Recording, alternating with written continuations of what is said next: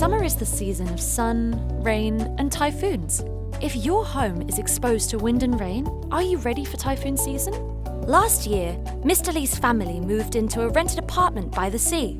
Even though his landlord had already bought home insurance for the property, Mr. Lee didn't want to take chances and took out his own home insurance policy. And when Super Typhoon Durian came to town last year, the policies came to the rescue. Durian hit Hong Kong hard, flooding Mr. Lee's neighborhood and knocking out electricity. Going home was out of the question. The family had to find temporary accommodation and pay for it. When the flood finally receded 2 days later, they came home to find that all the windows had been blown out. Because the floor was covered in broken glass, a cleaning company had to be called in. The floorboards had buckled and swelled, and parts of the apartment needed renovation work. Some of the appliances and furniture were soaked and had to be repaired or replaced. The rainwater even got to the most valuable thing in the whole place, a precious wedding gift. Then they opened the fridge to find all the foodstuffs had gone bad, casualties of the power outage.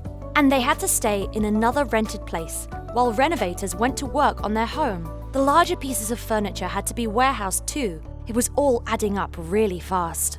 Luckily, both the landlord and Mr. Lee had bought home insurance. The policies included a 24-hour emergency assistance hotline, which gave them free referrals for assorted repair services. So the air conditioners, water pipes, home appliances, and other basic amenities were quickly back in action despite the chaos.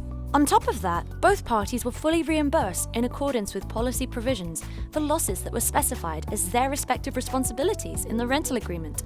Many people think that if anything happens to a rented property, it's always the landlord's responsibility. And the way many landlords see it, it's mostly the tenant's problem. In fact, losses caused by typhoon-related household accidents are always messy and hard to foresee.